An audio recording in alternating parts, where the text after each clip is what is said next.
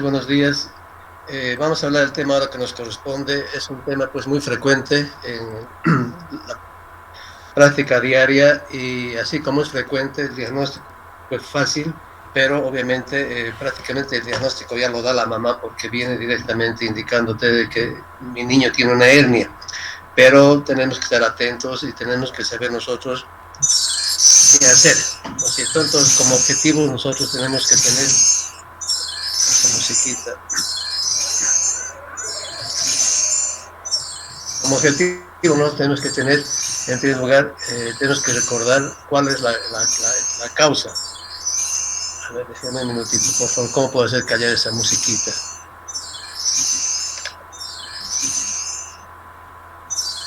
A ver, en primer lugar, tenemos que recordar la forma de presentación de las hernias inguinales, ¿no es cierto? En general, no solamente inguinales, sino umbilicales o epigráficas. Tenemos que recordar la clasificación, tenemos que saber reconocer la clínica, y al reconocer la clínica tendremos que aprender a hacer un buen diagnóstico para que de esta manera nosotros sepamos cuál va a ser nuestra conducta adecuada.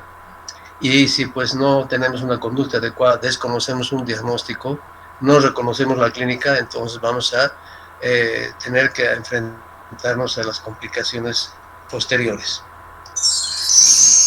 Entonces, en general las hernias pediátricas son pues, como estamos viendo en el dibujo, la hernia epigástrica, la umbilical, la inguinal y la femoral, ¿no es cierto?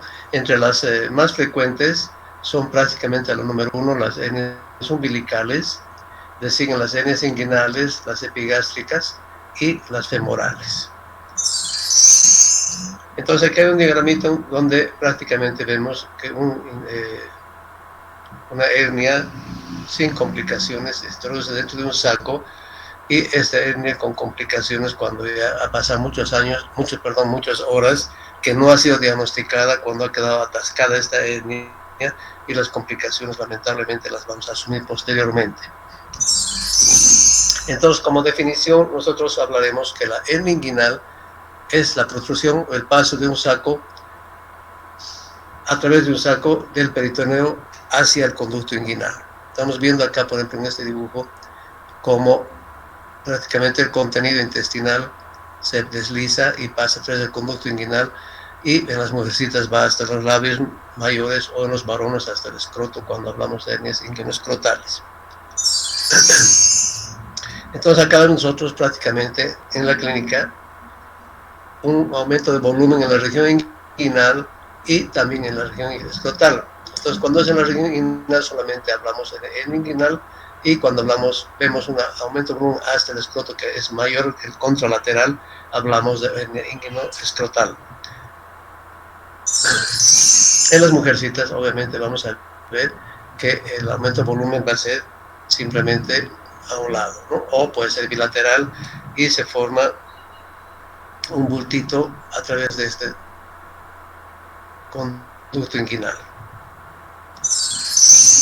Entonces, como etiología, recordemos que la hernia inguinal se forma gracias a que el conducto peritoneo vaginal forma un revestimiento de la capa peritoneal, y esta va a revestir a manera de saco hacia ambos testículos o a un lado, dependiendo, en su descenso a través de la cavidad pélvica y del conducto inguinal, para finalmente colocarse en ambas bolsas escrotales.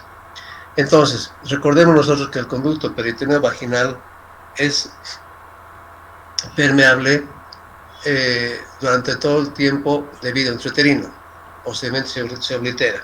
Entonces, ¿qué pasa? En el hombre todavía permanece permeable, en los niños, hasta el 10º o 20º día posterior al nacimiento, pero en las mujercitas este conducto inguinal, este orificio inguinal profundo, ya se cierra durante el periodo gestacional.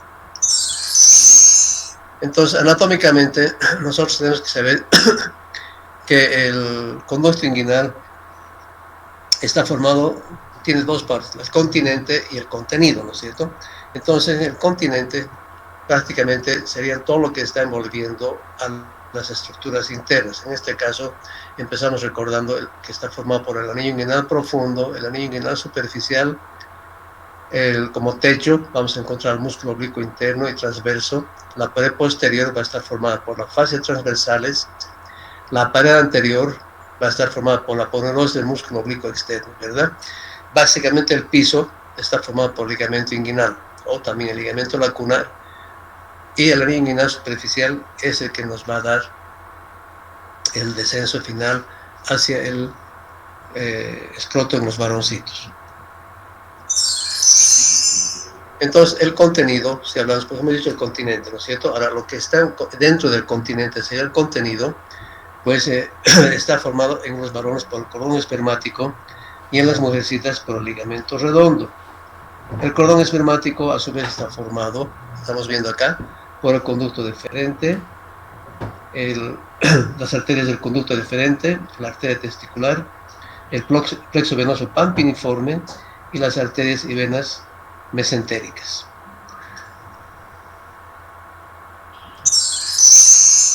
Anatómicamente, viendo un corte de lado, nos indica esto, para entender el por qué posteriormente se producen las hernias. Es este monito de la izquierda, es un conducto peritoneal vaginal cerrado, donde estamos viendo el anillo inguinal profundo que está cerrado y permite solamente el paso de los vasos deferentes hacia la bolsa escrotal, hacia el testículo. Pero cuando está permanentemente abierto, entonces da paso a que descienda parte del contenido intestinal y forma la hernia o líquido que nos va a dar formación a lo que se llama el hidrocele, que puede ser comunicante o no comunicante. Entonces aquí vemos, el hidrocele comunicante es este, el líquido peritoneal pasa mientras el niño está en actividad, el niño duerme, pues él vuelve el líquido a la cavidad peritoneal, y esa es la característica, ¿no es cierto?, del hidrocele comunicante, va y viene. Entonces, nosotros tenemos que saber cuál es la etiología de las hernias inguinales. No es como en el adulto, ¿verdad? Las hernias inguinales en el niño siempre son indirectas o por deslizamiento. ¿Por qué por deslizamiento? Porque hemos visto acá, se está deslizando el contenido a través del conducto inguinal, ¿no es cierto? Entonces, ¿por qué se produce la hernia indirecta? Que es característica 100% de los niños, es simplemente por una falta del cierre del conducto peritoneo vaginal, ¿no? Es más frecuente en los prematuros y en los niños de bajo peso. Ahora, en cambio, las hernias directas o las adquiridas ya son por esfuerzo en personas obesas, en personas que no hacen ejercicio, en personas flácidas que están prácticamente todo el día sentados, ya sea por el trabajo o por la obesidad. Entonces en ellos hay un desgaste cotidiano de la pared inguinal. Por ejemplo, la hidroxiprolina está disminuida porque esta hidroxiprolina es un aminoácido que actúa en el tejido conectivo como cicatrizante. Y los fibroblastos son proteínas del colágeno del tejido conectivo mismo. Entonces los cigarrillos, el hábito de fumar, la desnutrición y la edad inclusive, pues influyen para que la presentación de en los adultos, la directa, no sea por deslizamiento como estamos viendo acá, sino simplemente sea por debilidad de la pared del piso, de la pared del conducto inguinal, que se puede formar pues prácticamente por debilidad del conducto en la fosita media, la fosita vesical o la fosita externa. Aquí estamos viendo pues prácticamente más clarito cómo se produce la hernia directa, ¿verdad? Simplemente es por una debilidad de la pared y el contenido empuja hacia la pared abdominal, inguinal, y se produce prácticamente la hernia directa. Y hemos recalcado acá, la hernia indirecta en el niño es por esto, ¿no? Deslizamiento a través del conducto inguinal, por persistencia del conducto peritoneo vaginal, y en el dibujo lateral, pues es este el trayecto que sigue una hernia inguinal, ¿cierto? Hasta alojarse en los varoncitos en el escroto o en las mujercitas en los labios mayores. Ahora, ¿qué incidencia tienen las hernias, no es cierto? ¿Cuáles son más frecuentes tanto en el varón como en la mujercita? En los varones la hernia inguinal es muchísimo más frecuente, es un 96%, contra un 4% en las mujercitas. La hernia crural inversamente es poco frecuente en los niños, en los varones, un 3% apenas. En las mujercitas es un 97%. Y las hernias umbilicales en las mujercitas es mucho más frecuente que en los varones, un 75% en las mujeres y en los varones apenas llega a un 25%. Entonces la clínica pues va a ser simplemente la que la mamá nos va a comentar y la que la vamos a ver nosotros en la consulta.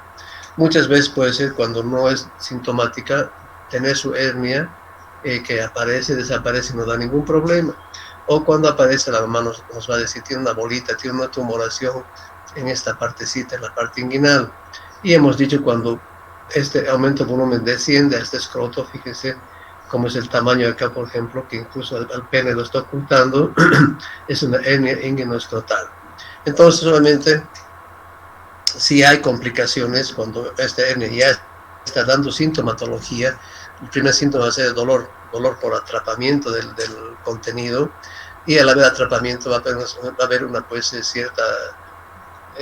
un cierto hilo paralítico que nos va a causar vómitos y falta de eliminación de gases y heces, ¿no es cierto?, dándonos como consecuencia un cuadro de obstrucción intestinal.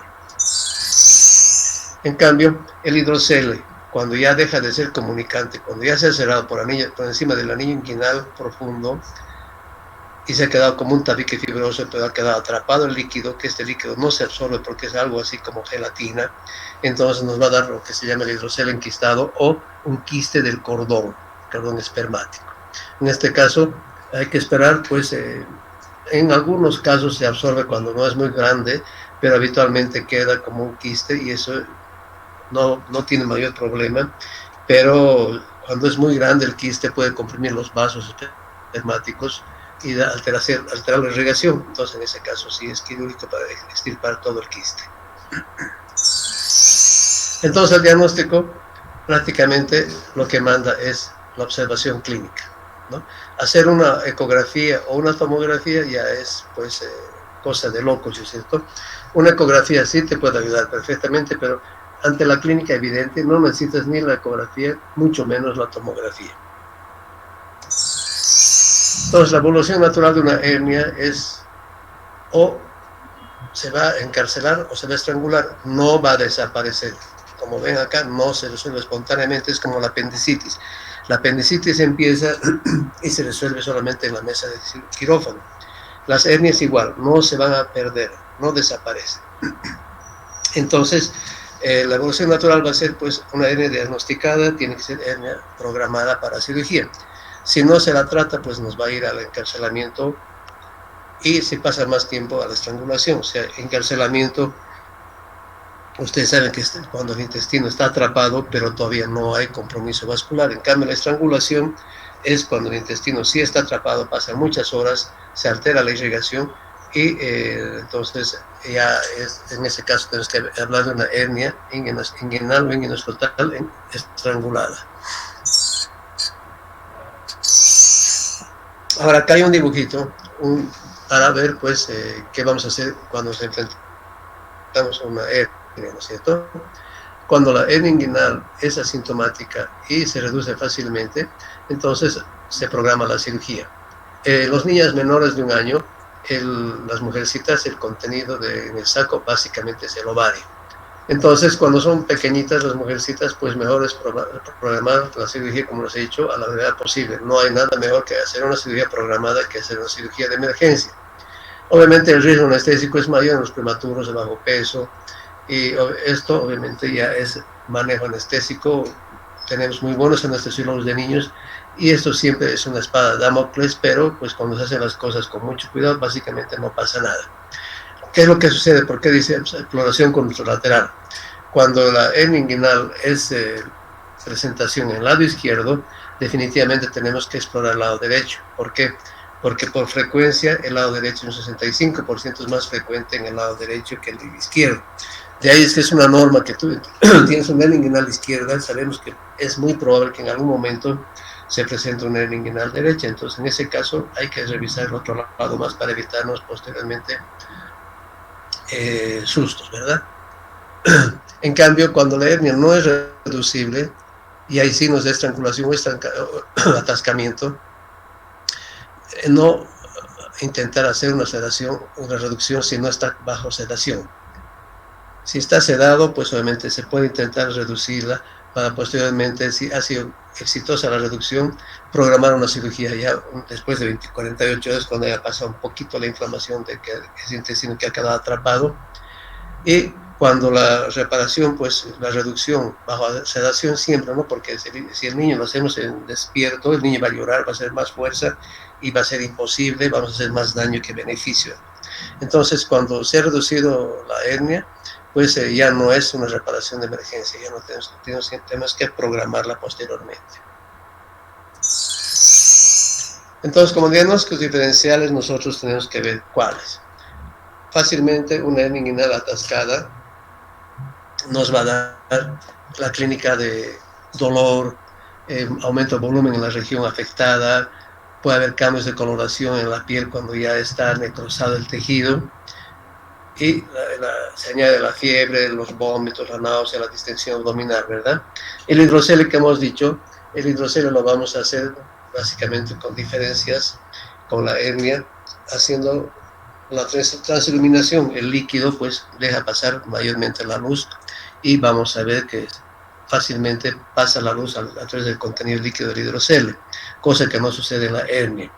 Y si es comunicante, pues sabemos que va a aparecer y va a desaparecer cuando duerme.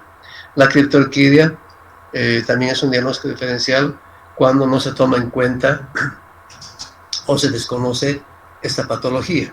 Puede ser que el testículo esté en la conducta inguinal y pues uno piensa que es un contenido intestinal, ¿verdad?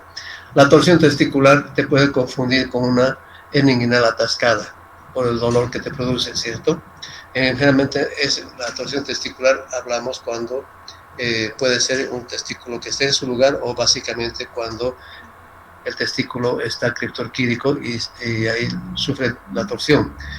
Entonces ahí hay que diferenciar si realmente es una hernia atascada o es un testículo, y ahí específicamente buscando la bolsa si está ocupado o no. En las mujercitas la torsión de ovario es poquísimo, es muy poco frecuente, rara vez se ve. Los varicoceles son patologías en las cuales los niños se presentan mayormente en la edad escolar. Y el diagnóstico diferencial es fácil porque vamos a ver cuando se lo pone al niño de pie, la presentación, el aumento de volumen de las varices del plexo pampiniforme que se manifiestan con la bipedestación por la insuficiencia de las válvulas para el retorno venoso. Una adenitis mesentérica, una adenitis inguinal, pues tendremos como referencia que hay alguna patología inflamatoria o infecciosa en la vecindad, ¿verdad? Y los tumores, que básicamente nosotros no los vemos cuando son tumores embrionarios al nacimiento. Entonces el hidrocele ya hemos mencionado, ¿verdad? Cuando está permeable el conducto y se forma lo que llama el conducto peritoneo vaginal, a donde va a pasar el líquido. Entonces hemos hecho el tratamiento, ya sea programado o de urgencia. Nunca andan mejor las cosas cuando se programan las cirugías, cuando el niño entra por sus propios medios o por la mamá. Una urgencia ya tienes un 50% de posibilidades de que se te complique la cirugía o el postoperatorio. Puede ser que este niño se atasque la hernia o se estrangule la hernia y esté cursando con un problema respiratorio, con fiebre o con una neumonía o con un cuadro diarreico. Entonces estas patologías van a influir en el postoperatorio o asimismo en el intraoperatorio, en el programa anestésico. Las hernias supraumbilicales son otras patologías menos frecuentes, pero que sí están presentes, ¿no? Se presentan prácticamente desde la punta del apéndice del esternón, del apéndice sifoides, hasta el ombligo. Es en el trayecto de los rectos. Entonces, estas hernias supraumbilicales, o hernias epigástricas también llamadas, es por falla también en el cierre de las fibras oblicuas o transversales de la aponeurosis. En este caso, pues la clínica es evidente, ¿no? Pero es evidente cuando el niño se pone de pie o cuando el niño está llorando, porque fácilmente, como son orificios pequeñitos, no son más de 3-4 milímetros, los orificios de la aponeurosis, del defecto. Entonces, si no hacemos nosotros ciertas maniobras como hacerlo llorar o ponerla de pie, difícilmente se la encuentra, ¿no? Pero habitualmente aquí, pues la cirugía es definitivamente indicada porque son hernias dolorosas. Como son orificios pequeñitos, pellizcan el contenido, pellizcan el epiplón o el intestino y producen bastantes molestias. Aquí estamos viendo cómo pues se hace la cirugía, simplemente es abrir, reintroducir el contenido que puede haber en el saquito este y cerrar con un par de puntos la aponeurosis. En cambio, la hernia umbilical, que hemos dicho es la más frecuente, uno la tiene que diagnosticar no por el tamaño que estamos viendo acá, el tamaño de la hernia, del tamaño de la bolita esa, ¿no? Simplemente es una hernia acá pequeña, donde nosotros tenemos que introducir el dedo, ¿ya? Y al introducir el dedo vamos a ver que el anillo realmente puede ser de 2 milímetros, 5 milímetros, 1 centímetro o 1,5 centímetros. Entonces lo que pasa es que alrededor de todo esto es nada más el contenido que está protrudiendo, pero el defecto herniario puede ser simplemente de pequeñito. Entonces, ¿qué es lo que sucede? Con las hernias umbilicales prácticamente no se operan, excepto estas que ya son consideradas como defectos del cierre de las rectos abdominales. Entonces, estas hernias, por supuesto, por el volumen que tienen y por la diástasis, por la separación importante en los rectos, sí es quirúrgica. Las otras hernias, definitivamente, hernia umbilical no es quirúrgica hasta los 2 o 3 años. ¿Por qué? Porque cierran espontáneamente. Y es lo que hay que indicar a la familia, de que en las hernias umbilicales, pues no hay que hacer nada, simplemente observarlas, que el niño engorde, se fortalezca, sus músculos se pongan más firmes y vaya cerrando lateralmente el defecto herniario. Por favor, insistir en que no hay que poner monedas, telas adhesivas, fajas, nada, porque eso lo único que evita es el cierre. Con eso efectivamente no se ve la hernia, que es lo que los papás quieren, pero no estamos ayudando a que se cierre el anillo herniario. Entonces, como regla, hasta los 3 años ninguna hernia umbilical debe operarse, salvo que sea gigante como esta que hemos visto, ¿verdad? Entonces, esta es la transiluminación para hacer el diagnóstico diferencial de una hernia inguinal con una hidrocele. Estamos viendo acá que la luz del otoscopio pues difunde perfectamente a través de toda la bolsa escrotal. Entonces, esta es una transiluminación positiva que nos confirma que esta patología es un hidrocele y no es una hernia inguinal. El varicocele hemos dicho que es por dilatación de las venas del plexo pampiniforme, ¿cierto? Que aquí se notan perfectamente contralateralmente. Es una patología donde básicamente en la edad escolar ya o adolescente es donde se presenta, ¿cierto? Lo haces parar al niño y obviamente por dificultad en el retorno venoso, como has dicho, por defecto en las válvulas, se ingurgitan las venas como unas varices, que prácticamente son varices, y se manifiesta. Entonces aquí pues la cirugía es simple, sencilla, es simplemente ligar esas venas y nada más. Aquí vemos una ecografía del varicocele, ¿no es cierto? Donde vemos prácticamente todas las válvulas y en el Doppler vemos toda la irrigación, la fase arterial y venosa del varicocele. Menos frecuentes son las hernias abdominales, ¿no? Una consulta muy frecuente es que aquí no está grande su hernia, y no es hernia, simplemente es una diástasis de los rectos en los cuales el niño con el crecimiento se va a ir juntando y se va a cerrar, ¿cierto? Las otras hernias, pues la de Spiegel, es cuando se presenta el saco peritoneal a través de un defecto de la aponeurosis, que es a través de la formación a la parte lateral de los rectos. O las hernias cruorales, que hemos dicho que es más frecuente en las mujercitas. Las hernias de Richter son cuando prácticamente es el intestino que se atrapa en el borde antimesentérico, como estamos viendo acá. Y las hernias pues de Littré son las cuales también se atrapan en un orificio de la pared abdominal, pero el contenido no es el intestino básicamente, sino el contenido es un divertículo de Meckel. Y obviamente las hernias incisionales, en las cuales hay un defecto en el cierre de la aponeurosis, se manifiestan como un aumento de volumen importante. Bien, como todo, pues, el procedimiento quirúrgico hay complicaciones, ¿verdad? Complicaciones inmediatas, otras posteriores, y las mismas complicaciones transoperatorias. En las mismas, durante el acto quirúrgico, cuando no hay mucha experiencia, no se conoce la anatomía del conducto inguinal, puede haber una sección inadvertida de las estructuras del cordón espermático, ¿no es cierto?, que se va a traducir en lesiones vasculares, o cuando hay un contenido intestinal, pues podemos dañar el intestino. En este caso ya la cirugía se complica, ya no tenemos que hacer por inguinal, sino tenemos que abrirla y reparar esa lesión intestinal.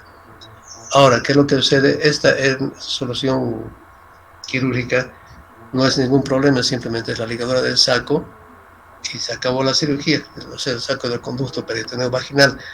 Pero muchas veces en edad adulta puede producirse otra hernia inguinal, digamos, por culpa nuestra, en el caso de que hayamos seccionado inadvertidamente los nervios que discurren paralelamente ahí, los abdominogenitales mayores o inguinales. Entonces en ese momento no pasa nada, pero como son los responsables de la tonicidad de la pared inguinal de esa región, entonces a la larga produce una debilidad, y en edad adulta pues esa se traduce en una hernia directa por debilidad de la pared que ha sido causada por la sección inadvertida de los nervios, ¿no? Y las complicaciones postoperatorias son las comunes a cualquiera, ¿no? La infección, el hematoma, una quimosis o un seroma. Si hay una infección, si se pone puntos, puede haber dehiscencia de los puntos, ¿verdad? De la zona operada. Entonces ahora pues las hernias básicamente ya no se hacen las convencionales por cirugía abierta, sino por laparoscópica, en las cuales simplemente lo que se hace es ir y cerrar el anillo inguinal profundo, un par de puntos por dentro y se acabó. No necesita, al cerrar el anillo inguinal profundo, evitamos nosotros que se deslice el contenido intestinal a través de ese conducto. Entonces, ¿cuáles? Como en cualquier acto quirúrgico también hay factores en los cuales va a producirse una recidiva, ¿no es cierto? Entonces, en las indirectas, o sea, en los niños, la recidiva es mínima, de 1 a 7%, ¿no? Y en las directas en los mayores, por que se pone el refuerzo de la pared, en fin, la recidiva es un poco mayor, de 4 o 10%.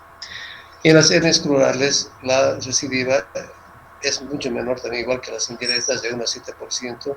Y en general, la recurrencia de las complicaciones de las hernias inguinales son de hasta un 35%. Las causas, ¿cuál es la causa de la recidiva de una hernia? No es porque la mamá, muchas veces el médico dice, pues la ha hecho caminar pronto, no debe haber hecho que salte, bla, bla, bla. Mentira, ¿cierto? Es una mentira. La falla es nada más del cirujano, no es la falla de la mamá. Si está bien operada, el niño puede saltar y no va a pasar nada. Entonces, básicamente es por una falla en la técnica quirúrgica, y alteraciones en la poneurosis puede influir un poquito en el hecho de los recién nacidos de bajo peso, que si un niño que ha nacido y que tiene que operarse 1,2 kilos, tiene una aponeurosis débil. Entonces, en ese caso sí puede haber alguna vez, ¿no? Pero definitivamente es muy poco frecuente. Ahora, otras hernias que se presentan en niños son las hernias diafragmáticas. En este caso, la hernia diafragmática es producida por un defecto de la diafragma, orificio en la pliegue pleuroperitoneal, donde se introducen las asas intestinales a la cavidad torácica. Entonces, obviamente, ustedes están viendo acá el contenido intestinal que se ha subido a las asas, al tórax, y como consecuencia va a dar una compresión contralateral, un efecto de masa, donde lleva el mediastino al otro lado y apenas deja un pulmoncito acá como un triángulo ventilando. Entonces, obviamente la clínica va a ser importante, ¿verdad? Y hay la hernia posterolateral que se llama de Bogdalek, la izquierda, que hemos visto ahora, y también la hernia de Bogdalek derecha, que es menos frecuente. La más frecuente es la hernia Bogdalek izquierda.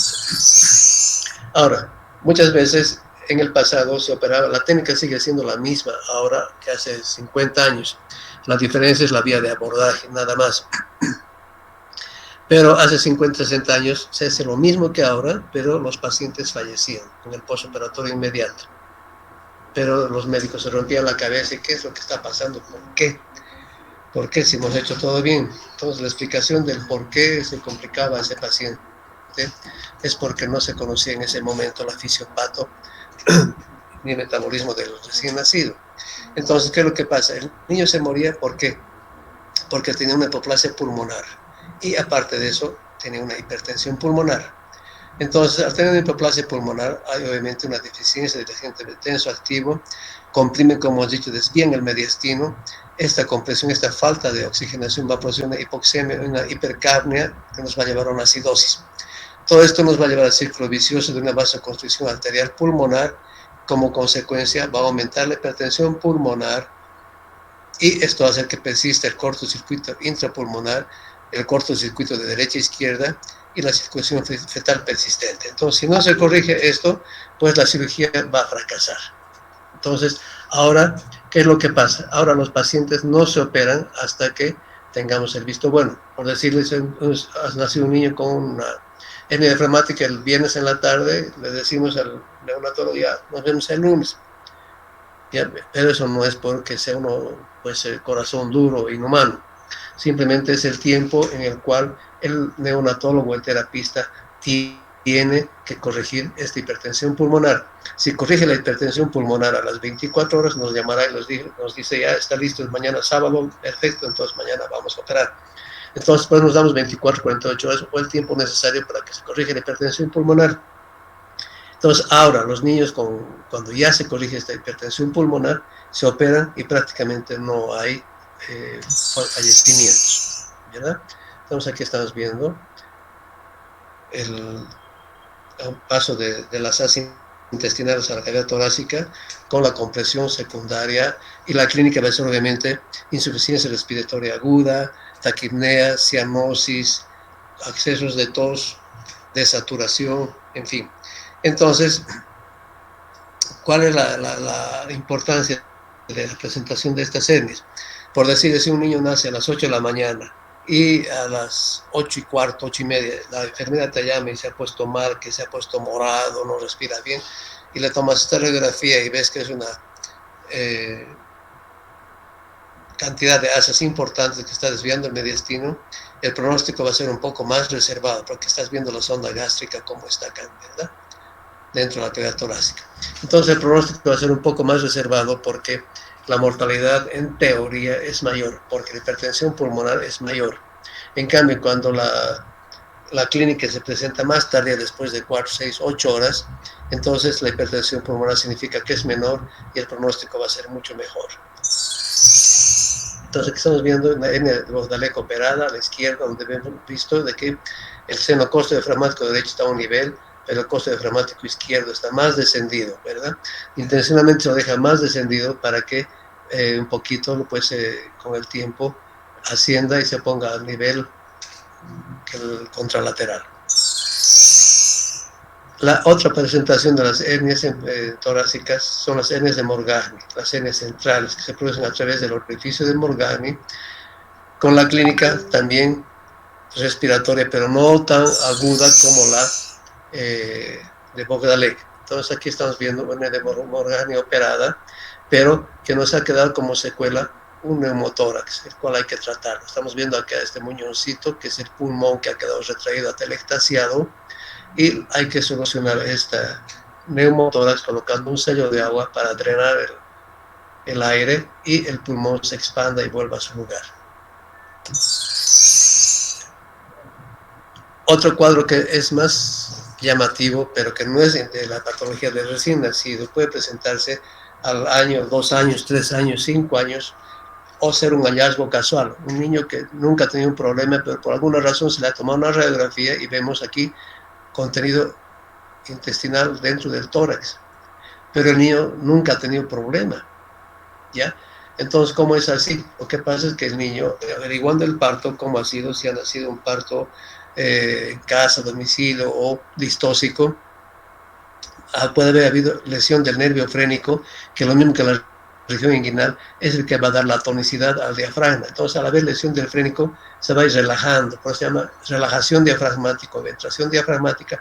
Es como los niños del Chapare. Los niños del Chapare tienen una hemoglobina de 8 y están jugando tranquilos, vienen acá, ¿verdad? Pero un niño acá de la ciudad con 8 hemoglobina pues sabemos como que no va a estar bien. Entonces lo mismo, con la relajación diafragmática y ventilación diafragmática, el niño nació normal con su diafragma, pero con el tiempo, como no hay tonicidad, va relajándose y desplazándose. Aquí estamos viendo el diafragma, es la cúpula diafragmática. Entonces el intestino ha ido desplazando el diafragma y posteriormente ha ido produciendo esa ventilación diafragmática, ¿verdad? Entonces la solución cuando es muy sintomática es operarla, sino dejarla nomás hasta que sea sintomática, porque sabemos que es problema de tonicidad. Si operamos inmediatamente, puede ser que en un par de años estemos con la misma clínica, ¿verdad? Entonces aquí ya prácticamente está operada y ha quedado simétricamente los diafragmas. Muy bien, jóvenes. Si tienen alguna pregunta hasta acá, por favor, alguna duda.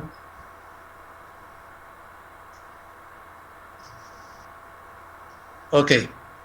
Muy bien, chicos. Que tengan un buen día. Buenos días.